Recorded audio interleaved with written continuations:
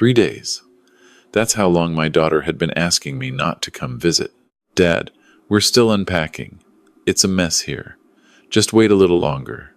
That's what she kept saying every time I called. And every time, I told myself she was right. She was a grown woman. She didn't need her father showing up unannounced, hovering around like I used to do when she was 16.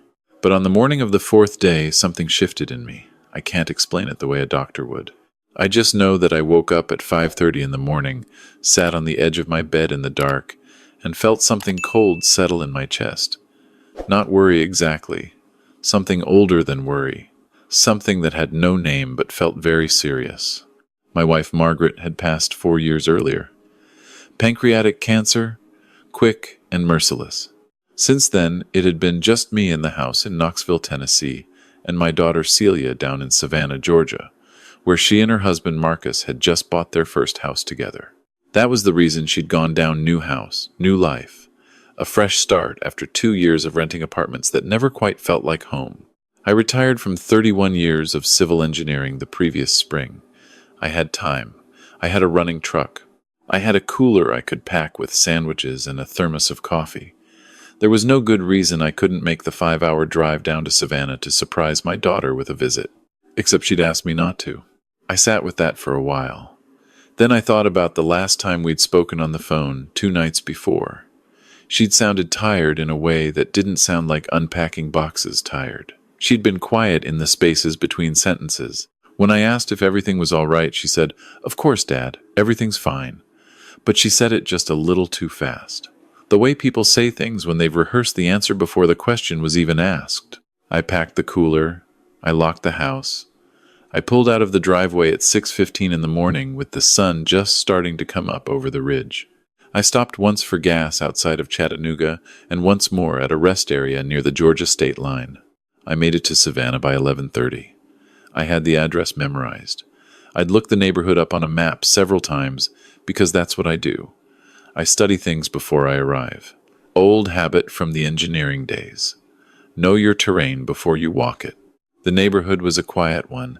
Older homes with deep front porches and big oak trees that had been growing long enough to crack the sidewalks.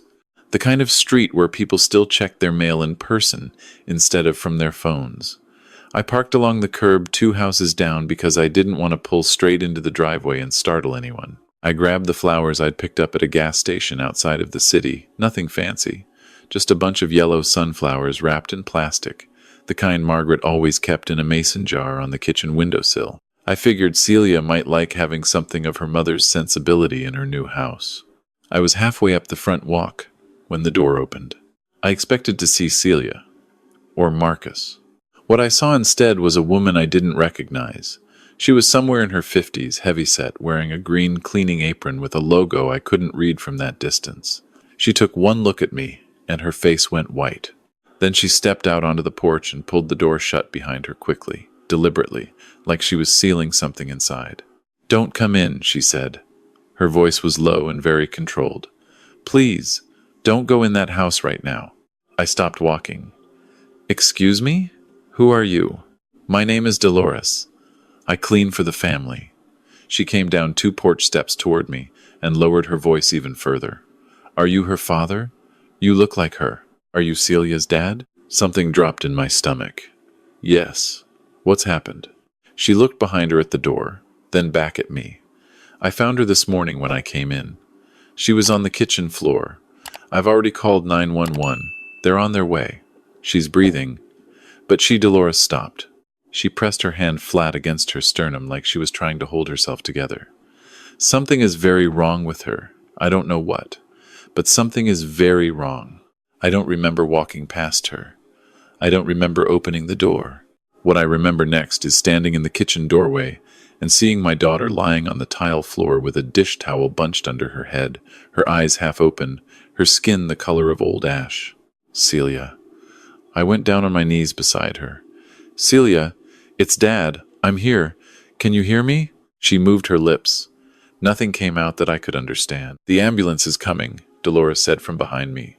She had followed me in. I told them to hurry. I stayed with her the whole time. I didn't leave her alone. "How long has she been like this?" "I don't know. I got here at 9. She was already on the floor. I thought at first she had fainted, but then I tried to wake her, and she stopped again. I gave her some water, a little bit, but she couldn't really swallow it. I took Celia's hand.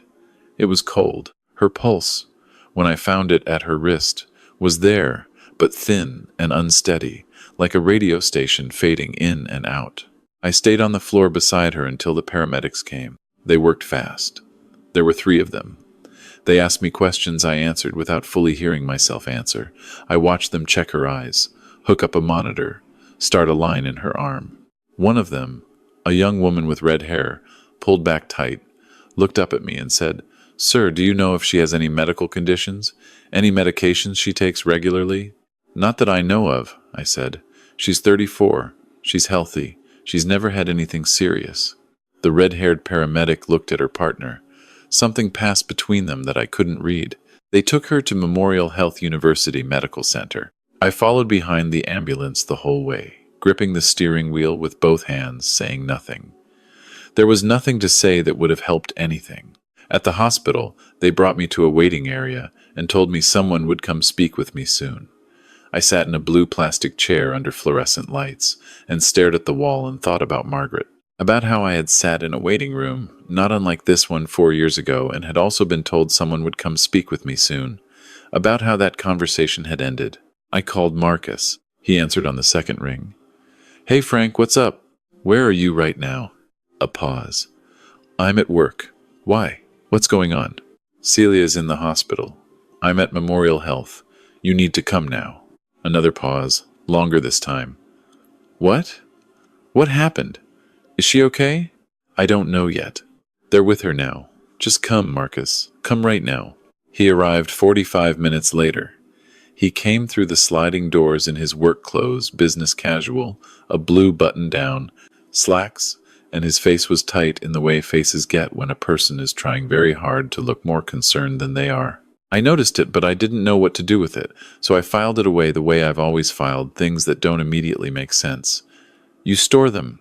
You wait. Eventually they fit somewhere. He sat next to me. He asked the right questions. He said the right things. But he kept checking his phone. Not in the obvious way, not the way a person checks their phone when they're bored. In a careful, measured way. The way a person checks their phone when they're waiting for a specific message. About an hour after Marcus arrived, a doctor came out to find us. His name was Dr. Alvarado. He was a compact man, gray at the temples, with the kind of steady manner that I associated with people who delivered difficult news regularly and had learned how to do it without flinching. He shook my hand, then Marcus's, and then he asked if we would come with him somewhere more private. We followed him down a hallway and into a small consultation room with 2 chairs and a window that looked out on a parking structure. "Your wife is stable," he said to Marcus first. Then he turned to me. "Your daughter is stable. We have her on an IV, and we're monitoring her closely." "What happened to her?" I asked. Dr. Alvarado folded his hands together on the table. "We ran some preliminary blood work when she came in. There were several things that concerned us, and we've sent additional samples to the lab. But based on what we're seeing right now," he paused. "Mr. Harlan, has your daughter been feeling unwell lately? Any symptoms in the past few weeks? Fatigue? Confusion? Nausea?" I looked at Marcus. Marcus was looking at the doctor. "She mentioned being tired," I said. "I thought it was the move. She and Marcus just bought the house. I figured she was worn out." Dr. Alvarado nodded slowly. He looked at Marcus. "And you? Have you noticed anything?" "She's been sleeping a lot," Marcus said. I thought the same thing. The move was a lot of stress. The doctor nodded again. He was quiet for a moment. Then he said carefully, "The preliminary panel is showing some abnormalities that are consistent with a toxic exposure. We're not ready to say definitively what we're looking at until the full labs come back. But I want to be honest with you both. What we're seeing does not look like a natural illness." The room was very quiet. "What does that mean?" I asked. "It means we believe something has been introduced into her system over a period of time. The pattern of her symptoms, the specific markers we're seeing in her blood, this doesn't happen on its own. We've already contacted the hospital's patient advocate, and per our protocol, we're also notifying the appropriate authorities." Marcus said nothing. He was looking at the window that faced the parking structure.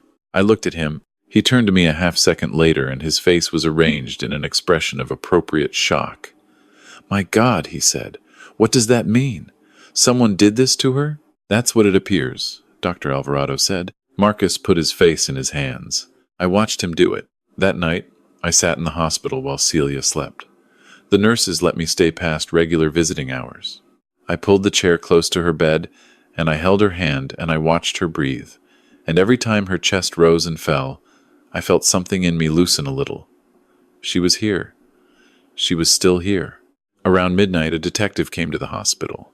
Her name was Detective Reyes, and she was younger than I expected, maybe early 40s, with a notepad and a measured way of asking questions that reminded me of the best project managers I'd worked with over the years.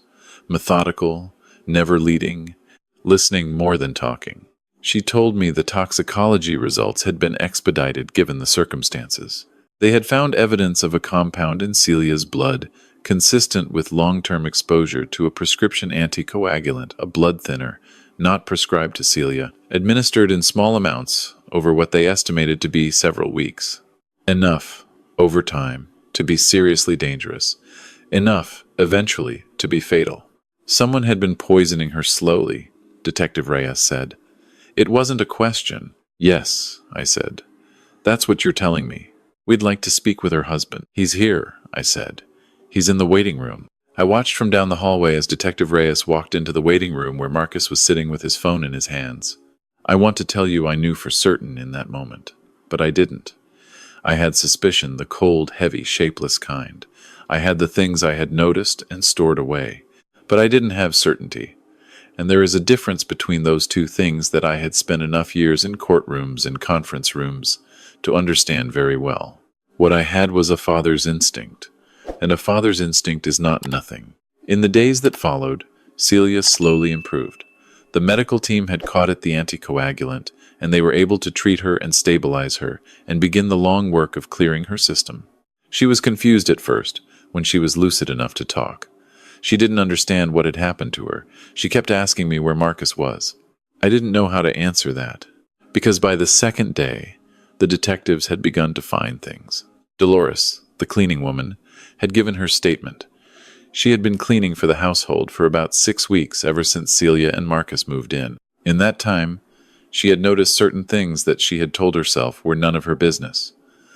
Marcus came home later and later in the evenings. He and Celia argued, though Dolores had never heard the words clearly through the walls. And 2 weeks before she found Celia on the floor, Dolores had seen something in the bathroom cabinet when she was cleaning a prescription bottle with a label that had been partially peeled away. She hadn't thought much of it at the time. She didn't know whose it was or what was in it. She told the detectives. The detectives went to the house. They found the prescription bottle still in the cabinet, tucked behind a box of allergy medication. It had Marcus's name on it, or rather, it had the name of a person. Detective Reyes quickly determined did not exist at that address. A prescription obtained through a telehealth service under a slightly altered name. Paid for on a credit card that Marcus had opened 6 months earlier without Celia's knowledge. There was more. There is always more, when someone has been planning something carefully. The details come out in layers, each one colder than the last. Marcus had, it emerged, taken out a life insurance policy on Celia 14 months before they moved to Savannah. A significant one. He had presented it to her as something practical, responsible, something every married couple should have. Celia had signed the paperwork without question because she trusted him. Because that's what you do when you love someone. You trust them with the pen. He was also, the investigators found, carrying a debt that Celia did not know existed. Not a small one. A debt accumulated through a combination of failed investment accounts and a personal loan taken out against business prospects that had never materialized.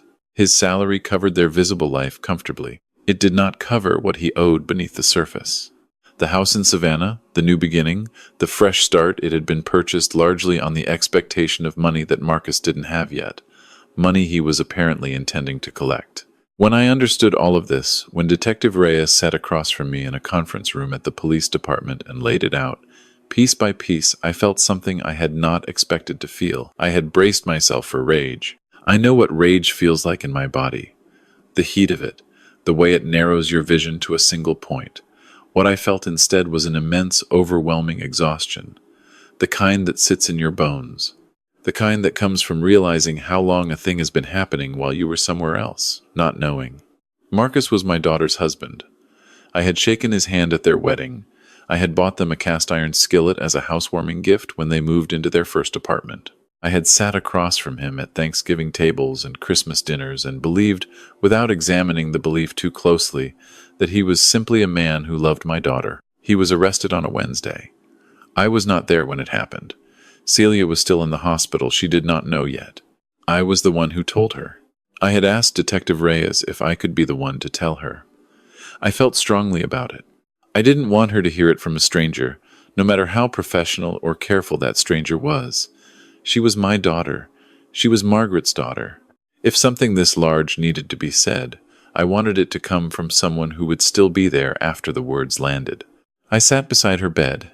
She was sitting up by then, stronger, her color improved, though there were shadows under her eyes that I didn't think were going to disappear quickly. I took her hand the way I had taken it when she was small, fingers wrapped over hers, gentle. "There's something I need to tell you," I said, "and I want you to hear the whole thing before you say anything. Can you do that?" She looked at me. She has her mother's eyes, brown and steady and capable of holding more than most people realize. "Okay, Dad," she said. I told her. I went slowly. I left nothing out that I thought she deserved to know. When I finished, the room was quiet for a long time. Then she said, "How long?" "They believe at least 6 to 8 weeks. She absorbed that. She looked at the window. She said very quietly, "I kept thinking I had the flu. I kept thinking I was just tired from the move." She paused. "He kept bringing me soup." I didn't say anything. He kept bringing me soup and sitting with me and saying I needed to rest more. That I was pushing myself too hard. She shook her head slowly. "I trusted him. I know. I loved him. I know, sweetheart." She didn't cry then. She cried later. I know because the nurses told me, because I wasn't there for the later. She is a private person with her grief, like her mother was, and I respect that. But in that moment, sitting with me, she was very still and very present. And after a while she said, "Dad, how did you know to come?" I had been thinking about how to answer that question since the morning I drove out of the driveway in Knoxville. "I didn't know anything," I said. "I just felt something." "What kind of something?" "The kind you can't explain. The kind that doesn't wait to be explained." She was quiet. Then she reached over and put her other hand on top of mine so that both of her hands were holding mine, and she said, "Thank you for not waiting." I had to look at the window for a moment. The trial came 6 months later, in the spring. Marcus was charged with attempted murder and fraud. The insurance fraud component added weight to the case. It clarified intent, demonstrated premeditation, removed any possibility of this being explained away as an accident or a misunderstanding. His defense tried several angles. They questioned the chain of evidence. They suggested Celia might have obtained the medication herself without knowing. They painted Marcus as a devoted husband who was being unjustly accused. None of it moved the jury in the way his attorneys had hoped. Dolores testified. The pharmacist connected to the telehealth prescription testified. The forensic accountant who had traced the debt and the insurance policy testified. Marcus did not testify. The jury deliberated for less than 2 days. He was convicted on both counts. The judge sentenced him to 22 years, with the possibility of parole after 16. I know some people will say that isn't enough. I understand that feeling. In some corner of my own heart, I understand it. But I will tell you what I told my daughter when the verdict came in. Justice isn't always everything we need it to be. Sometimes it's just the best the system can offer, and we take it, and we keep living. Celia has been in therapy since the hospital. She found a good therapist in Savannah. She decided to stay, which surprised me at first and then made complete sense. She said she wasn't going to let what Marcus had done take her house away from her too. I thought that was exactly right. Dolores still cleans the house. Celia told me she gave her a significant raise and a standing invitation to stay for lunch whenever she wants. I think that's exactly right too. I drove back down to Savannah 3 weeks after the verdict, not because anything was wrong. Because I wanted to see my daughter in her house, standing in her kitchen, healthy and whole. Because I wanted to put yellow sunflowers in a mason jar on her windowsill, the way her mother used to do. She was there when I pulled up. She was standing on the front porch with a cup of coffee, and when she saw my truck, she raised the cup toward me in a small salute, and I raised my hand back through the windshield. I have thought many times about what would have happened if I had listened to that voice that said, "She's a grown woman. Don't interfere. Wait until she invites you." I have thought about the 5-hour drive I almost didn't make, the flowers I almost didn't buy, the driveway I almost didn't walk up. I don't believe in coincidences. I spent 31 years doing work where everything that holds together does so because of intention and calculation and care, not luck, not accident. I believe I drove to Savannah that morning because something in me knew what my mind had not yet been told. I believe Dolores stayed in that house and did not leave my daughter alone on that floor because she is a person of character who understood, without anyone explaining it to her, that some things are more important than staying out of someone else's business. And I believe my daughter is sitting on her front porch right now, on a warm evening in Savannah, watching the oak trees, breathing steadily, making plans for the future. That is enough. That has to be enough. And if you are watching this and you have a child you haven't spoken to in a few days, or a parent, or anyone you love who has gone a little quiet in a way that doesn't quite sit right, don't talk yourself out of it. Don't let politeness or distance or the fear of overstepping stop you from checking on the people who matter to you. Because sometimes the most important thing you will ever do is simply show up. If this story stayed with you, I'd be grateful if you'd leave a comment below. Tell me about a time someone showed up for you when you didn't know you needed it. And if you haven't already, please subscribe to Stormborn Vengeance. Every week we bring you true stories about real people, about the moments that test us, and the ones that define us. I'll see you in the next one.